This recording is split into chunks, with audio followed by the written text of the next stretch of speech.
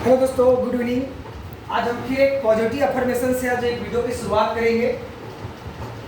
कुछ पास आएंगे, कुछ दूर जाएंगे, कुछ बहुत बहुत कम लोग हैं जो निस्वार्थ संबंध निभाएंगे। फिर से रिपीट करूंगा, कुछ पास आएंगे, कुछ दूर जाएंगे, बहुत कम लोग हैं जो निस्वार्थ संबंध निभाएंगे। तो दोस्तों, मैं एक चीज़ बताना चाह रहा हूँ, कभी भी आप एक अफर्मेशन में पढ़े ना तो उसको 2 बार पढ़ें। कभी कभी क्या है, हम मतलब को हम कुछ और समझते हैं, लेकिन 2 बार बोलने से ना हमको स्पष्ट क्लियर हो जाती है। स्पष्ट क्लियर है, कुछ पास आएंगे, कुछ दूर जाएंगे, बहुत कम लोग हैं जो निस्वार्थ संबंध निभाएंगे। सभी लोग अब समझ चुके हैं इस चीज़ों को। और आज मैं आपके सामने एक बहुत अच्छी स्टोरी लेकर आया हूँ, जो स्टोरी जीवन को बदल देने वाली स्टोरी है, एक प्रेरणादायक स्टोरीज है।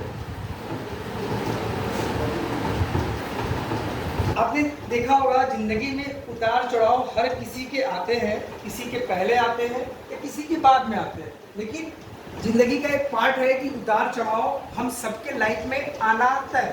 हो सकता है कि मुझे पहले आए, आपको बाद में आए, या मुझे बाद में आए या आपको पहले आए, लेकिन आना फिक्स होता है।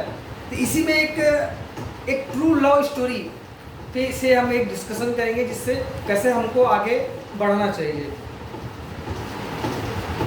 कर्मों का फल सबको भुगतना पड़ता है।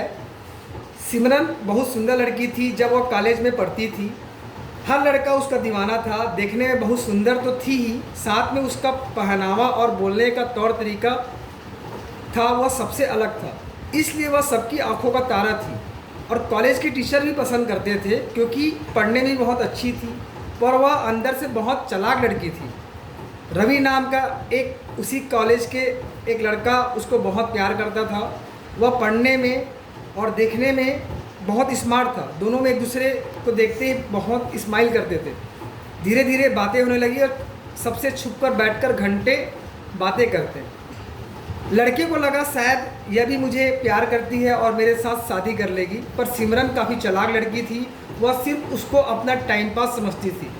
ऐसे करते करते कॉलेज के 5 साल निकल गए और एक दिन सिमरन रवि को बिना बताए कॉलेज छोड़कर चली गई। रवि उसको अपनी जान से भी ज़्यादा प्यार करता था। यह बात आज से 26 साल पहले की है। तब मोबाइल नहीं होते थे।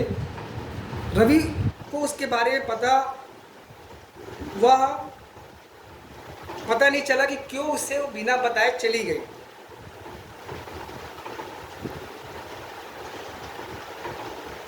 सिमरन 2 महीने के बाद अपने फाइनल ईयर के एग्ज़ाम देने जब वह कॉलेज पहुंची, तो उसके 2 हाथों में लाल चूड़ा और मांग में सिंदूर भरा हुआ था। रवि यह सब देखकर सदमे में आ गया और मरने तक की सोच ली। बस एक ही बात दिमाग में बैठ गई कि मेरे साथ ऐसा क्यों, मेरे में ऐसी कौन सी कमी थी जो उसने मेरे साथ धोखा किया। पर सिमरन की दोस्त को पता था कि वह सच्चा प्यार नहीं करती, क्योंकि वह जानती थी कि रवि बहुत गरीब घर से है। ऐसे गरीब लड़के से वह शादी नहीं कर सकती। रवि तो उसके लिए टाइम पास था। जब सिमरन की दोस्त रिया से इस बात का पता चली, तो उसको और ज़्यादा दुख हुआ कि मेरे साथ क्यों घंटों बैठ के बातें करती थी।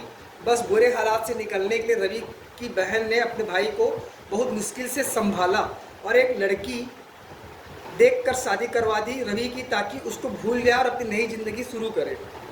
अब सिमरन की शादी को 25 साल बीत गए थे। दोस्तों, अब समझिएगा इस कहानी को। अब सिमरन की शादी को 25 साल बीत गए और पता ही नहीं चला कि कब समय निकल गया।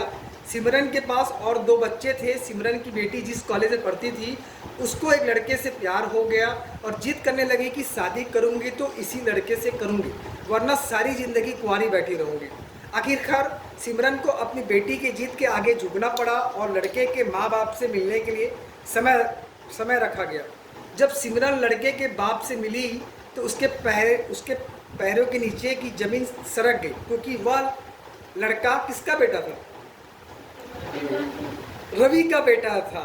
समझ आ रहा लगता है मुझे आप लोगों को। अब सिमरन एक शब्द में सहन नहीं कर पाई कि यह आज क्या देखने को मिला मुझे, जो मुझे कभी याद भी नहीं था। वह मेरी आंखों के सामने खड़ा है मेरी बेटी का ससुर बनने के लिए, क्योंकि बेटी की इतनी जिद थी कि अगर मैं शादी करूंगी तो इसी लड़के से करूंगी, भले यह गरीब क्यों ना हो। बार बार यह सोचने को मजबूर थी कि भगवान ने मेरे साथ क्या किया। लाख कोशिश करने के बाद भी सिमरन की बेटी इस बात के पीछे नहीं हटी। माँ ने बहुत समझाया कि तू गरीब में नहीं रह सकती, पर शायद सिमरन के लिए कोई सजा था कि धोखा देने की। अब अपनी आंखों के सामने ही वह सब कुछ हो दोबारा देखने को मिला जो कभी उसने उसे ठुकराया था। ये सोचने पर मजबूर थी कि बेटी ने मेरे मुंह पर तमाचा मारा या भगवान ने। सिमरन को अब इस बात का पछतावा था, अगर इस लड़के से मैं टाइम पास ना करती, उसको धोखा ना देती, तो शायद भगवान मुझे ऐसी औलाद ना देता।